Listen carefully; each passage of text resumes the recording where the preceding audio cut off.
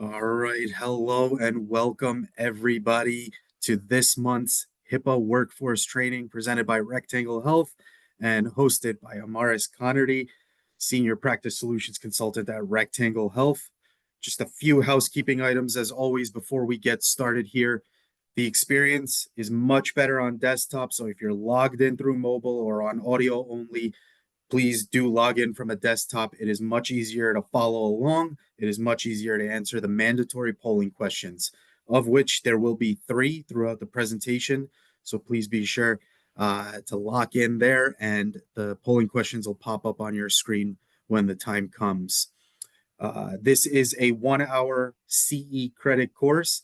We are a PACE provider for CE through AGD, and this webinar ties closely to Rectangle Health's bridge compliance solution, which is designed to simplify and take the stress out of managing HIPAA compliance, OSHA compliance at your practice, and letting you focus on what matters most, which is patient care, obviously. Again, our speaker today, Amaris Connerty, is a senior practice solutions consultant with over 5 years of experience supporting healthcare practices in optimizing their operations. She specializes in streamlining payment solutions and helping offices manage and maintain HIPAA and OSHA compliance. And her goal is always to take the stress out of regulatory requirements and revenue cycle management so practices can, again, focus on providing quality patient care. Amaris takes pride in building trusted relationships and delivering practical, customized solutions that make a real difference for the practice and their teams and their patients. During this webinar, at any point in time, if you'd like to schedule time with Amaris to speak through how you can navigate HIPAA compliance at your practice, I'm going to drop a link in the chat for you all to follow. Please, as always, we encourage you to follow our speakers on LinkedIn. You can just search Amaris Connerty and find her, hit that request button, connect button. She's a wealth of knowledge, as you'll see here in a few minutes. Again, the polling questions will be presented throughout the presentation. Please be sure to participate in those, as that is how we validate participation and issue CE credit. CE credit will be delivered via email within 2 weeks of this webinar's conclusion. So be on the lookout for those, as well as links to upcoming free CE credit courses. With that, I'll zip my mouth and pass it to our speaker here today. Amaris, take it away. Thank you so much, Gary, and thank you to everyone who's joining us on this webinar. As Gary mentioned, I'm a senior practice solutions consultant who's been here at Rectangle Health for 5.5 years, and I'm very excited to talk about the wonderful world of compliance, HIPAA specifically today. I've helped hundreds of practices streamline and simplify their HIPAA and OSHA compliance management, and I'm eager to speak with you all today. So let's dive in. Rectangle Health has over 30 years of industry expertise and support. We're a trusted partner to hundreds of associations and societies and other healthcare organizations because, at the end of the day, compliance is complicated. And I like to compare it to doing our taxes. Just like no one taught us how to do our taxes in school, all the details of HIPAA and OSHA are certainly not something that anyone taught you as part of the business process, because your focus has always been on your patients and a million and one other things to do day to day. Whenever I talk to practices, 9 times out of 10, there's a consensus that the only things they need to do is get a consent form signed by their patient and maybe do a big annual training. However, just like there are massive consequences when you don't file your taxes, it's the same situation for HIPAA and OSHA. Even the smallest things can be costly. So today I will help simplify compliance for you so that you can rest assured that you are in a protected and compliant state and can continue to focus on your patients, which is ultimately what brings you all the most joy. So today's webinar will focus on the HIPAA basics, how do you HIPAA, the HIPAA rules and safeguards, ransomware and other data breaches, incident response and emergency planning, and 10 tips to protect your practice, along with reviewing the HIPAA gap assessment and what that means. So my goal is that you'll leave today's webinar with what I like to call the 3 Ps: Preparation, first and foremost, through the education today. Protection by getting practices compliant to protect you from government audits. Prevention of any financial losses from falling out of compliance due to lack of resources or overall understanding. Oh, just saw Jerry's chat. I wanted to make sure I didn't miss anything. So HIPAA, the Health Insurance Portability and Accountability Act. What is it? Why is it important? So all of HIPAA is designed around protecting PHI, or protected health information. HIPAA law has been around since the 90s, but it's really been modernized with the addition of the omnibus rule in 2013, and even more is asked of you and of healthcare practices specifically here in 2025. The omnibus rule addressed PHI in electronic form because 90 to 95% of all breaches revolve around this digital information, that ePHI, and it's constantly under attack by cyber criminals. And if you suffer a data breach, that pretty much guarantees an audit from HIPAA, or what I like to call them, the HIPAA police. The first thing that they're going to do when they walk into your office for that audit is ask you for your HIPAA binder and review everything that you're doing for HIPAA to look for gaps. Then they will fine you and everywhere that you're falling short, not just on what caused the breach.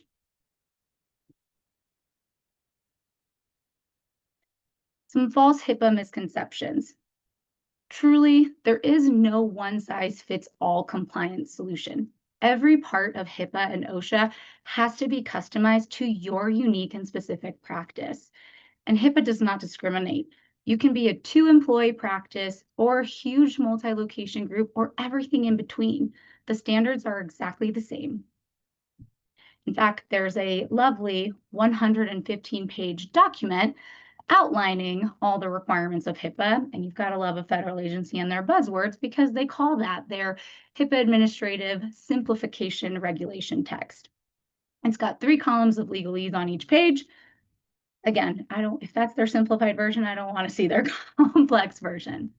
But typically what I'll hear when I'm speaking with practices is that they think their IT firm is handling all of their HIPAA compliance.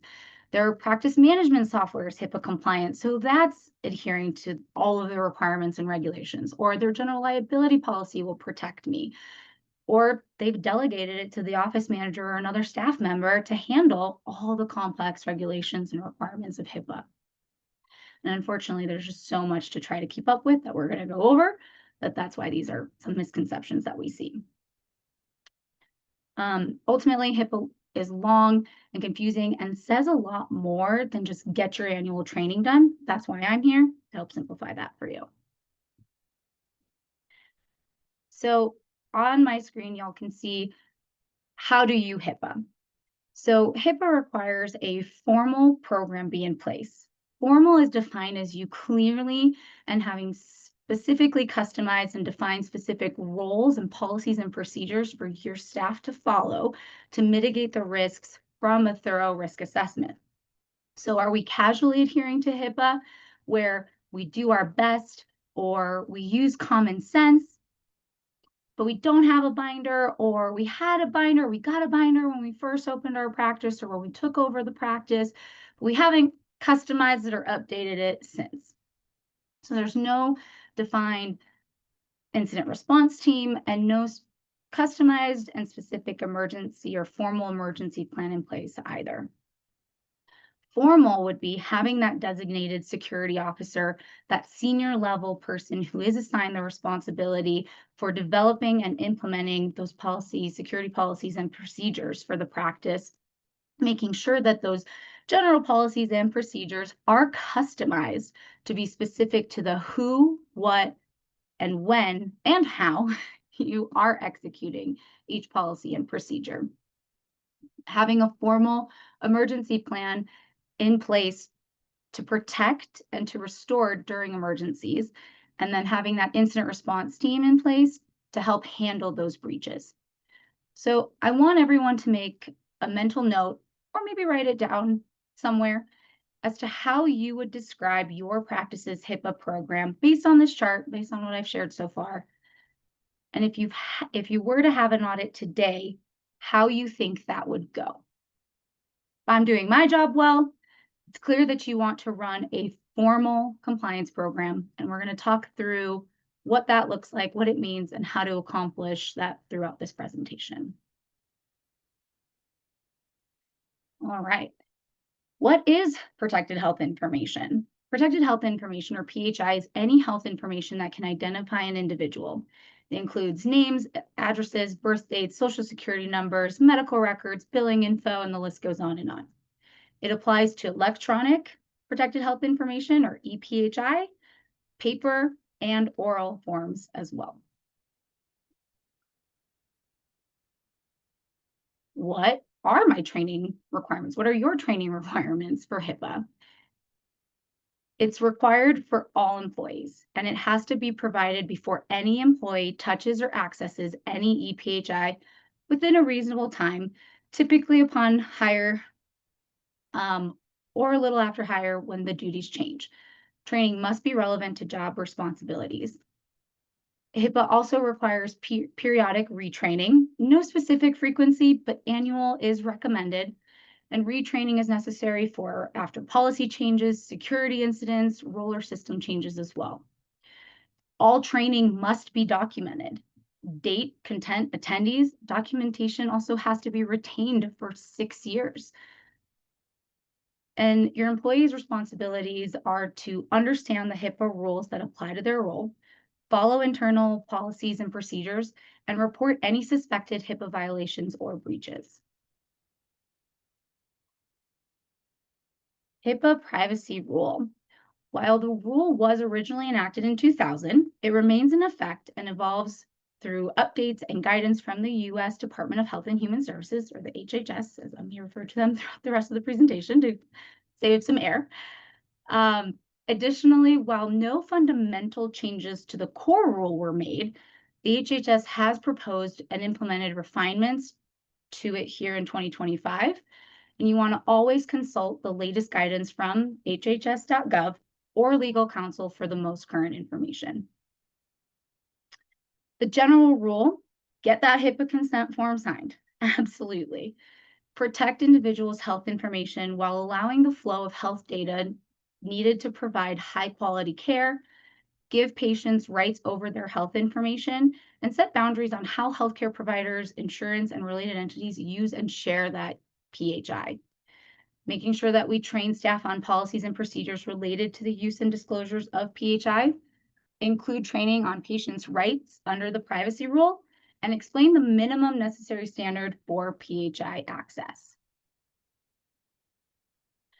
Again, no finalized updates to the HIPAA privacy rule as of February 2025. However, the proposed changes are still under review pending legal and administrative decisions. The proposed or implemented refinements have included enhanced individual access rights, so shorter timeframes to respond to record requests, clarifications around care coordination and case management, strengthened protections for reproductive health data following concerns about post-Roe privacy issues. Additionally, the HIPAA security rule proposed updates focused on cybersecurity, and this was open for public comment until March 7th, 2025, and is now again under review for that implementation of the changes. Stay informed and flexible, prepare for possible new compliance requirements, and keep up with it as best as you can, which really is the key point here. How do we do all this? The HIPAA security rule. It's a key part of the HIPAA Act that focuses specifically on protecting electronic protected health information, that is, health information created, received, maintained, or transmitted electronically. And so the HIPAA security rule sets national standards for how covered entities, like healthcare providers and insurers, and their business associates must safeguard EPHI to ensure confidentiality, integrity, and availability. The security rule outlines 3 categories of required safeguards. Those safeguards are administrative safeguards, so those are the policies and procedures to manage security measures, conducting a risk assessment and managing risks, assigning a security officer, employee training on security practices, implementing access controls and sanctions for violations. Technical safeguards, technology-related protections for EPHI.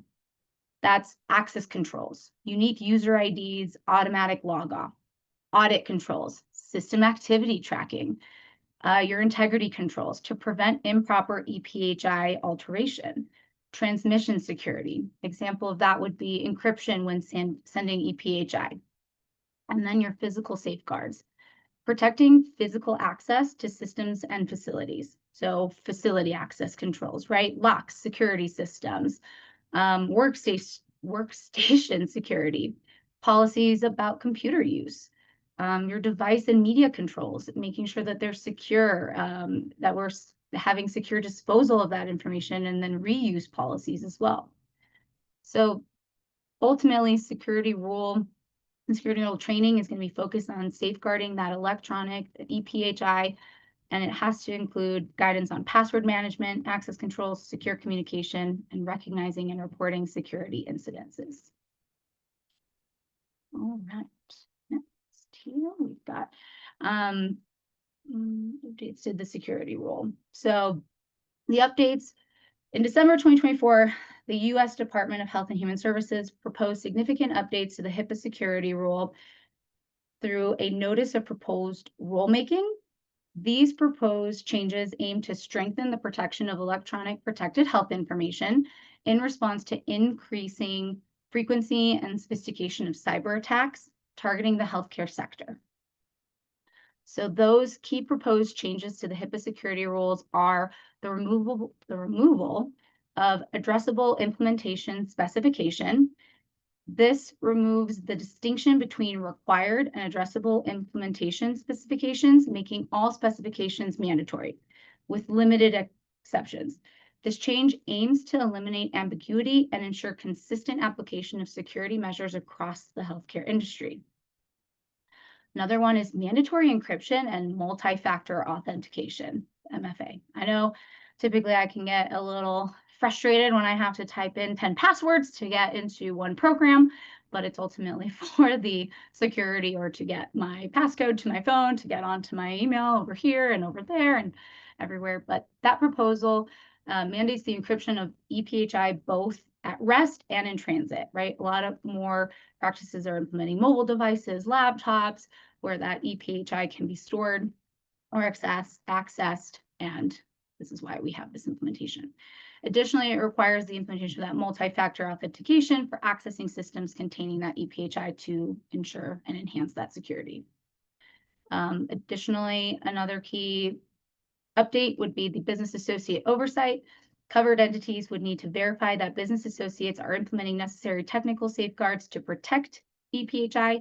This includes obtaining written certifications at least annually and ensuring that business associates notify covered entities within 24 hours of activating their contingency plans. Enhanced risk analysis and asset management, formalized incident response and contingency planning, and then regular security audits and testing and workforce security and access management as well. General rule, make sure you have a HIPAA binder and that it's updated. Too often they end up being a dust collector up on a shelf. Make sure it's customized to the practice. Make sure you are keeping up with the changes and updates to requirements and policies as needed. And with that, we have our first polling question, Gary. Oh, I don't think we can hear you, or I can't hear you. Hopefully other people can. Can you hear me okay? Now I can. I can. Great. I hope everyone. All right. That polling question is up on your screen now. If you had an audit today, how do you think it would go? Honest answers only. And we'll give everybody a second here to reply. Looks like a mixed bag here. Okay, another second or two. We're about halfway there, folks. Remember, you must participate in the polling questions. So, all right. Got a majority in there now. So I will share these results. So 44% said great. Good for you. That's positive. 46 is a little scary. 46%, I'd be a little worried, and 9% not sure. Folks, that's why during these invites, in the invites to this webinar, we do include a link to the HIPAA gap assessment. I'll drop that link in the chat just so you know where you stand and where are the areas for improvement. Just look out in the chat for that link. And Maris, back to you. Thank you so much. Appreciate the honesty. We want to be your advocate. We want to ensure that you're educated first and foremost on, what's required, and it is a lot. And again, we're talking mainly to providers or office staff that are trying to delegate this or navigating this currently or not sure how to navigate it, but it's complex and it's just one extra thing on top of the million other things on your to-do list. So you're not alone in how you feel. And for those that said, great, we'll keep going and keep on keeping on. The breach notification rule, another aspect to HIPAA. The breach notification rule mandates that organizations promptly report breaches of unsecured PHI. A breach is any impermissible use or disclosure under the privacy rule that compromises the security or privacy of that information. And it ultimately states and outlines what must happen within the first 60 days of a breach. We've moved past panic and stress, and now we actually have to do something that's required of us per the law. No one is bulletproof from a breach. Again, it can happen simply accidentally opening the wrong email, but you're still going to be responsible for that breach and for the breach notification requirements. So first, you have to hire a forensics team, a measly $200,000 potential cost to the practice, to uncover the depth of that breach. This is how they evaluate how many records were exposed. Then you have to notify all those affected clients or patients via first-class mail and FAQ, and set up a call center for 90 days to allow them to call in and ask questions. You have to post on your website, alert the local media, alert the HHS, Health and Human Services Department, which then ties you to their lovely HIPAA wall of shame, as I like to call it. And we'll go over that a little bit later in this presentation. But now that you've done all of this, it's time to prepare for that audit, because that's how HIPAA is going to reward you for that breach. Where am I going to fall if I have that breach and they come in for the audit? The penalties for noncompliance. Both organizations and individuals can face penalties for violations. I always hate to be the bearer of bad news on this one, and it's not to scare you, but it's just the reality. Again, like there are consequences for us not filing our taxes. There's the similar consequences exist for not complying to the very specific requirements and regulations of HIPAA. And it can be due to lack of training, and lack of training is considered willful neglect by regulators. So if you can see my screen, which obviously you can, the tiers that are up here highlight where we'd fall. So the fines can range anywhere from $100 per violation to $50,000 per violation, with a maximum fine of $1.5 million. The difference is going to be effort. While a $100 fine is something minor, if you're showing that you are doing everything you can to be compliant, you're going to fall into that lesser severe tier, tier 1.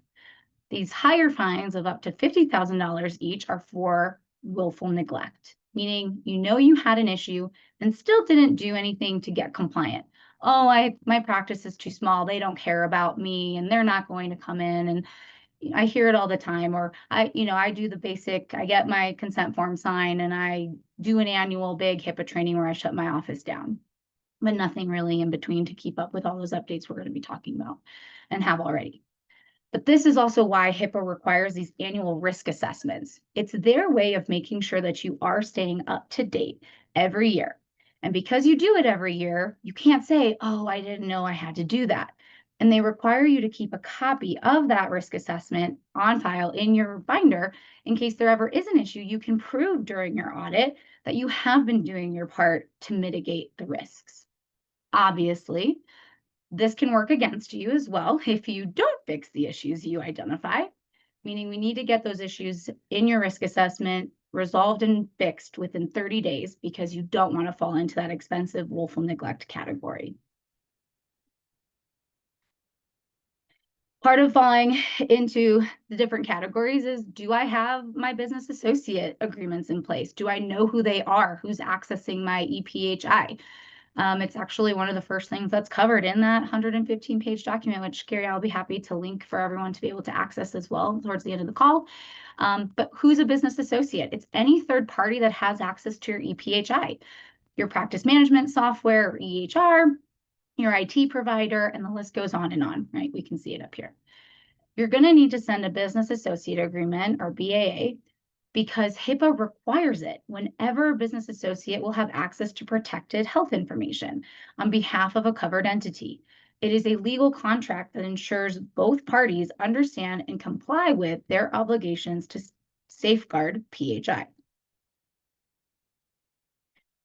So the general rule: BAAs protect the sender.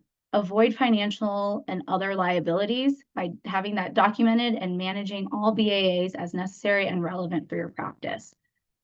Moving on. In the news, we're hearing about data breaches all the time in healthcare and the expensive consequences. You can even access, as I mentioned earlier, the HIPAA wall of shame on your own by going to the U.S. Department of Health and Human Services Office for Civil Rights breach portal, the notice to security of HHS breach of unsecured protected health information, where small, medium, and large practices and business associates have their breach fully on display. Never want to see you guys on there, so that's why we do these webinars. Your business associate contract exceptions, they're not going to be required when PHI is shared with other covered entities for treatment or operations, with labs as part of patient care, or with government programs like Medicare performing legal duties. BAs are also unnecessary for banks processing payments, delivery service like USPS, FedEx, acting as conduits, or workers like janitors and electricians with only incidental access to PHI. It's a big misconception. Whenever I ask anyone, who's a BAA? They're like, well, my cleaning people are, my janitor. And actually, so opportunity for education there.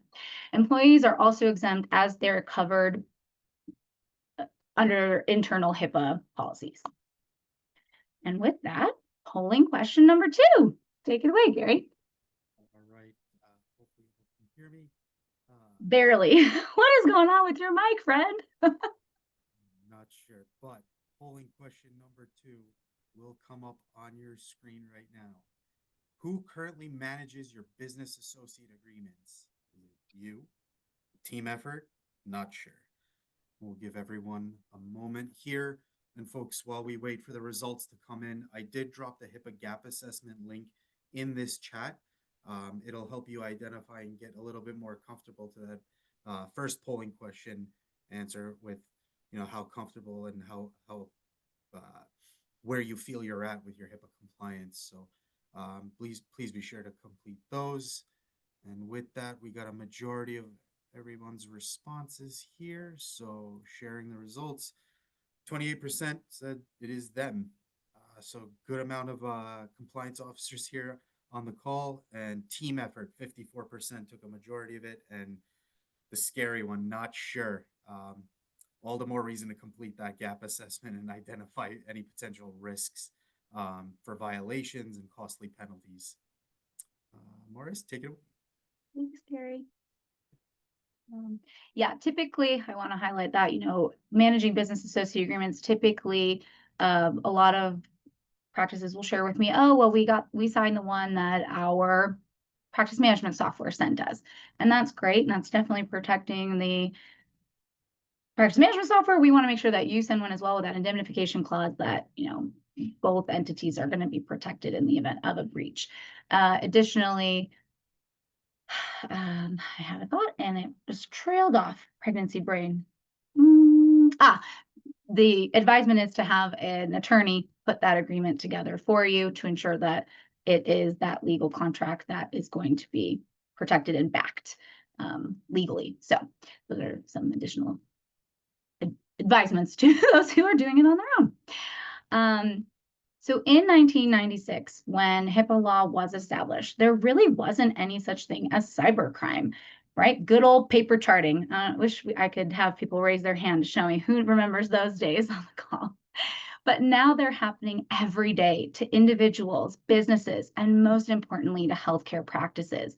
And since the pandemic in 2020, it's only gotten worse. Cyber criminals are more creative, and anyone can fall victim to an attack, and oftentimes due to innocent human error.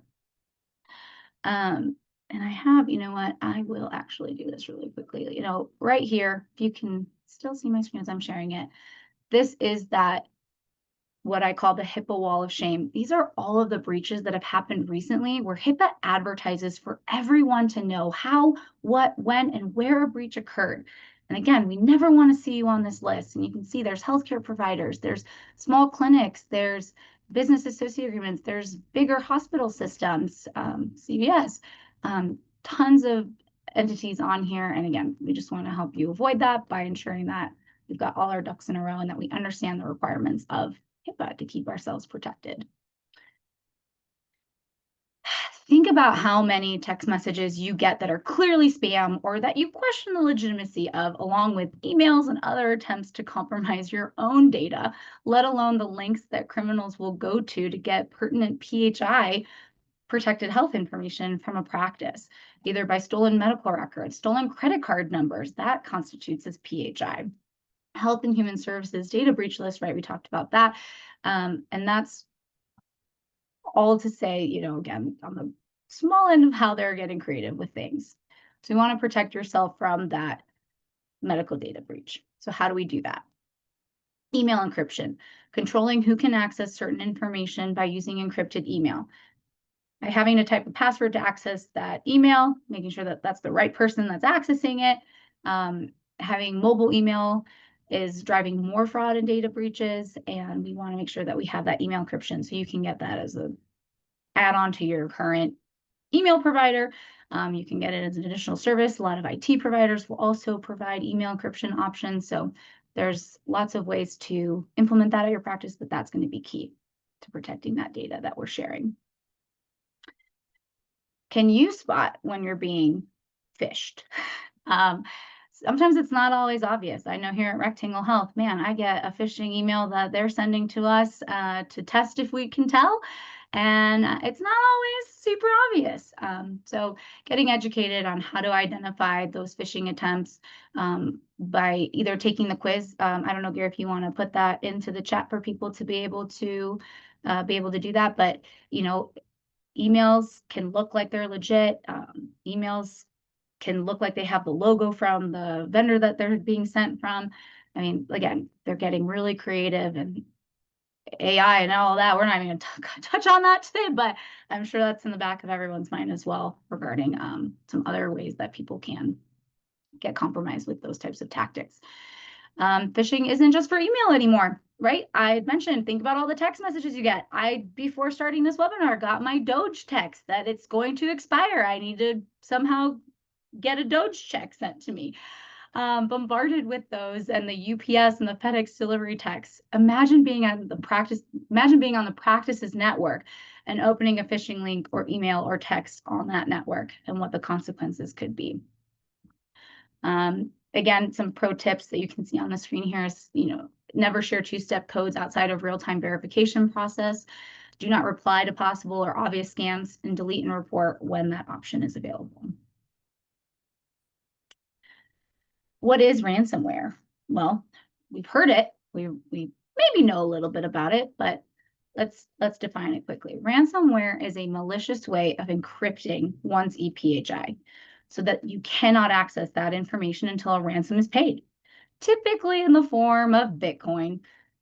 So typically you have to pay that ransom or continue losing money until either you can recover your ePHI another way or pay the ransom.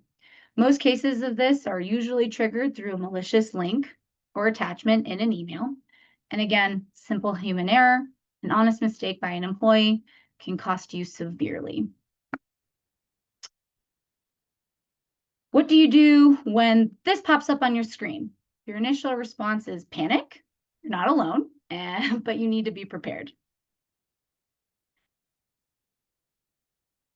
Typically, the cost of ransomware attacks can cost an organization millions, both through ransom payments, the recovery efforts needed after an attack, And the average cost of a ransom attack can exceed $5 million. This includes expenses like detection and escalation, notification, post-breach response, and loss of business. While the ransom payment itself can be significant, recovery costs and other associated expenses can be even higher. So we want you to be prepared. How do we protect ourselves there? Cyber insurance. Obviously, those numbers could cripple you financially unless you're prepared. You already have malpractice insurance, you have general liability insurance in place in every part of your life, and you have insurance in place to protect you financially from a worst case scenario. Protecting yourself financially from a breach is standard practice. Typically, general liability or malpractice insurances may have a little clause, a little cyber add-on, that typically the coverage isn't as extensive as one would want it to be. Ultimately, you want to make sure that your cyber policy that you have in place, is it guaranteed? What's the actual coverage amount? Is there a deductible?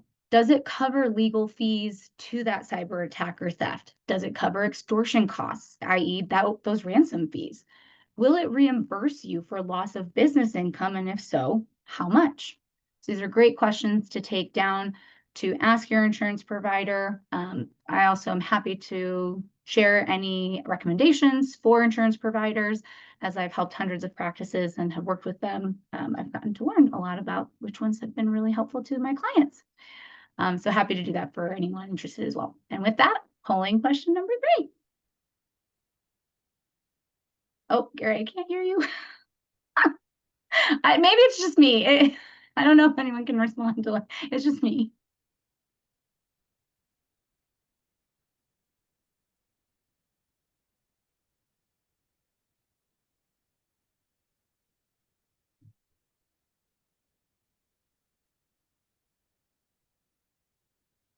Looks like a majority. There you go. Now I can hear you again. Why can I hear you? That's so weird. Let's see. All right, we're going to wrap this one up and share the results. Looks like a large majority said annually. That's great. Not sure. That's not so great. Every 6 months.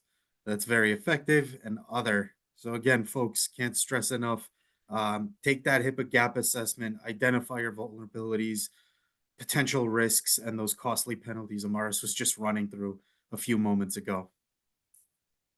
Thank you so much, Gary. That was, I believe, our last polling question. Yep. So, woo. Final. So I have a little cartoon up on the slide here. It says, I think we may need to update our disaster recovery plan. This one suggests we all run around in circles shouting, what do we do? What do we do? Anyone feeling like the guy in the cartoon here? We want to avoid that sense of panic and do yourself a favor by giving you peace of mind.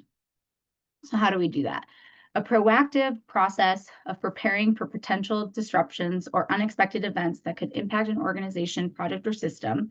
Basically, your contingency plan is your plan B to be taken if the primary plan fails or an unexpected situation arises.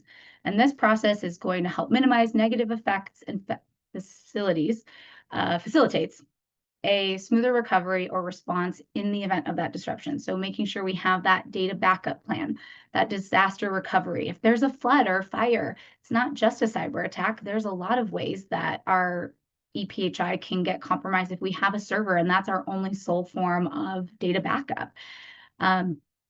Little anecdote is that I had a digital camera back in the day. I took all my pictures on this digital camera for my high school dances and my puppy at the time.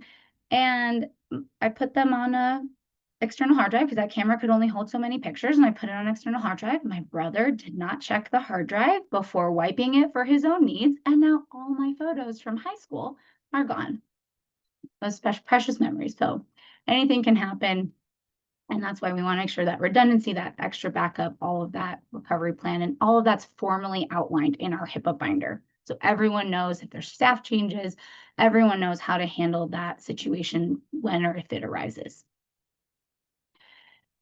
How will you maintain critical operations? So establish a regular testing and exercise schedule for the plan to identify any gaps or weaknesses. Review that plan periodically and define specific timeframes for updates and evaluations. Clearly outline when and how the plan should be activated, and ensure it uses plain, understandable language. Finally, communicate and share that plan with all relevant stakeholders to ensure awareness and readiness. Stakeholders, employees. Data backup and restoration. Review how your data is backed up and whether restoration has been tested. This is a great question for your IT guy or gal. Typically you're paying a pretty penny to your IT providers to ensure the protection of that EPHI. And so this is a great question and to ensure that that's actually taking place. Know how many data sets you keep, how long you retain them, and how much downtime you can tolerate. Ensure all data is encrypted, preferably with 256-bit encryption for strong security. Incident response planning. Organizations should identify and respond promptly to suspected or known security incidents, taking steps to mitigate any harmful effects to the extent practical. Talk today. Clearly defined roles and responsibilities should be assigned to ensure an effective response and all incidents, along with their outcomes, must be thoroughly documented. Documentation is key. If nothing else sticks, documentation for all HIPAA-related requirements is key. 10 tips to protect your practice. Number 1, update HIPAA plans, policies, and procedures. We talked about making sure that they're customized to your practice and that everyone has access to them to be made aware of what those are and having them documented appropriately. Document how PHI is accessed and secured. Obtain business associate agreements when applicable. Is it my IT provider? Is it for my practice management software? Document your HIPAA compliance progress. Don't share patient information without authorization, written authorization. Train employees on the dangers of phishing and cyber attacks. Number 6. Number 7, plan for an emergency. No one is exempt. No one's bulletproof. Explore cyber insurance options or review current policy. Number 9. Regularly review training and train staff on the importance of HIPAA compliance and securing protected information. Number 10, my favorite, delegate. Delegate the task of compliance. You don't have to do it all on your own. Oftentimes, staff carry the burden of handling compliance requirements for the practice. They don't have to do it all alone. Are you equipped with or equipping your staff with the best resources to manage compliance effectively? If you stick around after this conversation, I will be able to show you how you can best manage HIPAA and OSHA compliance and do a real-time demonstration over the next 5 minutes. If you can't stick around or you'd like to see, you can certainly book a demo. I'm sure, Gary, I'm probably stealing your thunder here with some of what I'm saying, but got a little ahead of myself. Yeah, and folks, thank you, Amaris, for a great presentation. Folks, that concludes the CE portion of this webinar. Again, just a few housekeeping items before I pass the mic back to Amaris for a few minutes. CE credit will be delivered within 2 weeks of the conclusion of this webinar via email. So be on the lookout for those. The subject line usually says CE credit, and for this webinar specifically, it'll say HIPAA Workforce Training. So very clear. Please reach out if you do not receive those within 2 weeks, but please give us 2 weeks. At the end of the webinar, when we close this out, there will be a survey. That survey is just to let us know how we're doing, excluding my mic issues, just how Amaris did, what you thought of the presentation, and just some discovery questions, just so that, it'll help get the gears going on what your next steps should be in achieving compliance and getting there without the headache and the hassle and the major costs that could potentially come from a breach. Again, thank you all for joining us, and Amaris, back to you. Yeah, so as Gary mentioned and as I mentioned, we definitely have an opportunity to talk through some ways that we can equip your staff with the resources. One is going to be to take that gap assessment. That's a link that you can copy and paste or save to be able to complete a free gap assessment. Also happy to do that with you. And that'll give you an idea of where you currently stand. But again, do we have the right resources? Are we relying on only a staff member to handle this? If that staff member were to leave, what would I do and to try to keep up with and manage everything that they were doing? So really proud that Rectangle Health has been able to simplify and consolidate compliance management for providers and for their compliance officers, or to the staff that they're delegating that task to, with our practice management bridge compliance platform, so we can con consolidate that compliance management in one user-friendly, comprehensive, consolidated platform. I'm happy to share my screen to show this part of it. We have a quick little overview. If you'd like to schedule a demo to go over the specifics of your practice with me, I'd love to have that conversation, understand what you're currently doing and how you can equip yourselves with the platform that is all in one, a digital HIPAA binder, digital OSHA binder, and all your staff training with no limit to users. So we've got everything that you need for documentation, from your policies that we customize and update for you based on the requirements of HIPAA, your privacy document access, practice forms and logs, employee acknowledgements, being able to manage and send business associate agreements to all those vendors, again, with the coaching from Rectangle Health staff like myself. Being able to have that formal emergency plan in place as well, all in one place for your staff to look to if there is an incident that they need to navigate. Additional resources are in here, keeping this very high level for everyone. Please feel free to schedule an actual demo with me. Would love that, to have that specific conversation with you. We have that HIPAA checklist, so you can have peace of mind that all those ducks are in a row. All those safeguards are being met based on the checklist. Completing your annual HIPAA risk assessment, being notified, hey, you're due, come complete your HIPAA risk assessment, and having that already recorded on file for you. So what's great about this is HIPAA comes in for an audit and they say, I want to see your binder. You get to log into this platform and say, here you go. Here's everything that I'm supposed to have in place. We also support OSHA compliance in that way. And again, we have that training so staff can come in and complete that training. What I have found to be a big headache for practices is when they do shut down the office annually for that big training for staff, that's hours out of their day that they're paying a consultant to come in and to shut down the office, losing out on that revenue. It's so nice when staff can do this at their own pace and complete their training, and then can complete their training upon hire as well. That's been huge when practices have a new employee, rather than waiting and potentially suffering fines from waiting to do that annual training for that new employee. They're able to get that employee logged in and they complete their HIPAA training here in the platform. Gary, are we able to open it up for questions or anything? I've actually directed everyone to just send you an email right to your inbox just for the questions. So we have a few more minutes if you want to keep going. Yeah. Yeah, the other component to this is just that we have continuing education access. So anyone, you're all here for the CE credit. Thank you again for everyone that joined me, who's still here with me. Really appreciate your time, and you value CE credits. And part of this platform is also that doctors and staff, clinical staff, and anyone else can benefit from over 1,300 hours of CE credits built right into the platform. Again, no limit to users. Everyone has access.